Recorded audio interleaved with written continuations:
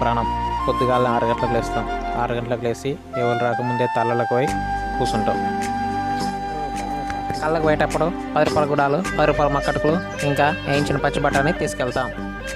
బయట కూడా కూర్చొని బీర్లు బండిలు తాకంటే తాళ్ళలో కూర్చొని కళ్ళు తాగితే మాకు ఎంతో సంతోషంగా ఉంటుంది.